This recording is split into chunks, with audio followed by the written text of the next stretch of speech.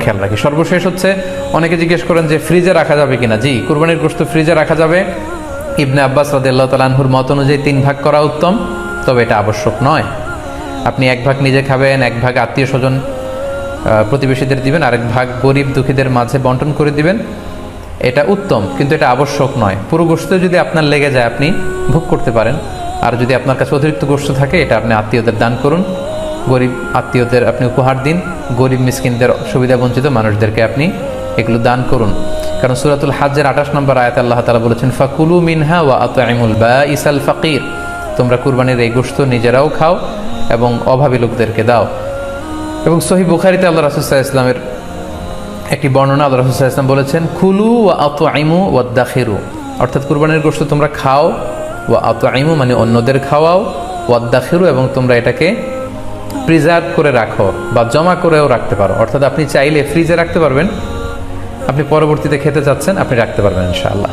So উত্তম হচ্ছে 3 ভাগ করে 1 ভাগ নিজে খাওয়া, 1 ভাগ আত্মীয় স্বজনদের প্রতিবেশীদের দেয়া এবং 1 ভাগ অভাবী সুবিধা বঞ্চিত গরিব মিসকিনদের মাঝে বন্টন করে দেয়া। এবং অবশ্যই অবশ্যই যাদের সামর্থ্য আছে আপনারা বেশি বেশি কুরবানি করুন, এবং এই কুরবানির মধ্য দিয়ে আমরা অনেক অনেক প্রান্তিক জনগোষ্ঠী, সুবিধা বঞ্চিত মানুষ, তাদের কাছে আমাদের সহায়তাগুলো পৌঁছে দিতে পারবো।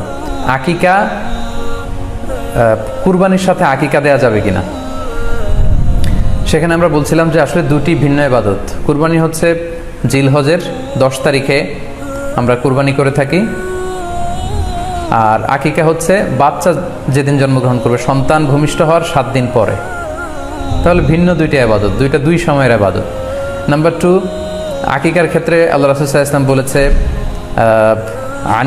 আনিল গুলামি শাতান ওয়া আনিল জারিয়াতি শাত, অর্থাৎ ছেলে হলে 2টি ছাগল দিয়ে আকিকা করো, এবং যদি মেয়ে হয় তাহলে 1টি ছাগল দিয়ে আকিকা করো। তো সেক্ষেত্রে কুরবানিতে কিন্তু এরকম বিধান নেই। কুরবানিতে কিন্তু 1টি ছাগল দিয়ে আপনি কুরবানি করলে কুরবানি হয়ে যাচ্ছে, সেখানে 2টি ছাগল দেওয়া লাগবে এমন কোনো কথা নেই।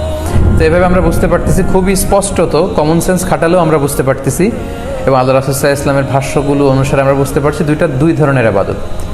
যদিও এই 2 ইবাদতে কিছুটা মিল আছে, কিন্তু দুইটা 2 সময়ের ইবাদত, দুইটা আলাদা, দুটি উপলক্ষ, দুইটার আলাদা নির্ধারিত সময় রয়েছে।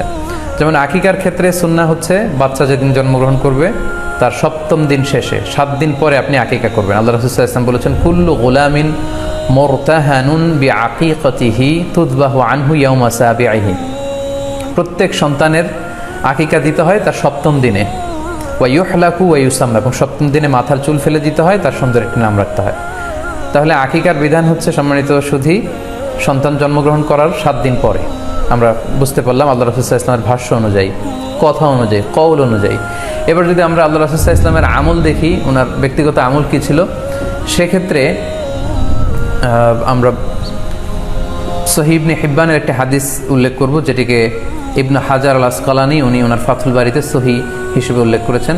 আয়েশা রাদিয়াল্লাহু তাআলা আনহার বর্ণনা, তিনি বলেন যে আক্কা রাসূলুল্লাহ সাল্লাল্লাহু আলাইহি ওয়াসাল্লাম আনিল হাসানি ওয়াল হুসাইনি ইয়াউমা সাবিঈ ওয়া সাম্মাহুমা, আল্লাহ রাসূল সাল্লাল্লাহু আলাইহি ওয়াসাল্লাম নিজে ওনার দৌহিত্র অর্থাৎ ওনার নাতি হাসান এবং হুসাইনের আকিকা নিজে করেছেন 7ম দিনে, এবং 7ম দিনে তাদের নাম রেখেছেন, একজনের নাম রেখেছেন হাসান, আরেকজনের নাম হুসাইন। অর্থাৎ হাসান রাদিয়াল্লাহু আগে জন্মগ্রহণ করেছিলেন, ওনার চেয়ে ছোট ছিল হোসেন, উনি পরে জন্মগ্রহণ করেছেন। তো ওনাদের জন্মের পরে 7 দিন পরে আল্লাহ রাসূল সাল্লাল্লাহু আলাইহি ওয়াসাল্লাম ওনাদের আকিকা দিয়েছিলেন, এবং 7ম দিনে উনি আকিকাও দিয়েছেন এবং তাদের নামও রেখেছেন।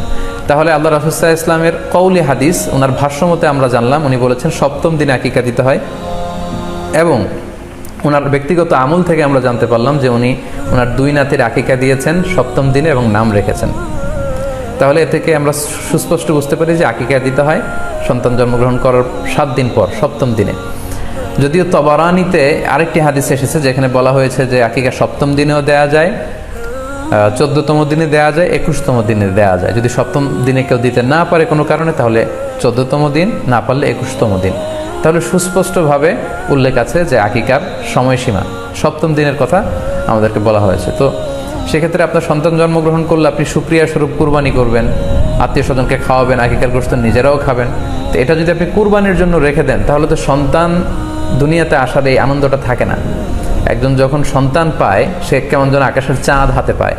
তো তখন তার 7 দিনের মধ্যে যে আনন্দটা থাকে, ওই দিন তার নাম রাখা হবে, আত্মীয় স্বজনরা আসবে, বাচ্চাকে দেখবে, দোয়া করবে, তখন আকিকা করে এই গোশত নিজে খাবেন, আত্মীয়দের খাওয়াবেন, পাড়া প্রতিবেশীদেরকে দিবেন। এটা হচ্ছে সন্তান ভূমিষ্ঠ হওয়ার উপলক্ষকে কেন্দ্র করে এই আকিকা। সো এটাকে কুরবানির সাথে মিক্স আপ করার কোনোই প্রয়োজন নেই, এবং এক্ষেত্রে সুস্পষ্ট গাইডলাইন হচ্ছে যে 7ম দিনে আকিকাটা দিতে হয়। সো আমরা যেন 7ম দিনে আকিকাটা দেই। তবে হ্যাঁ,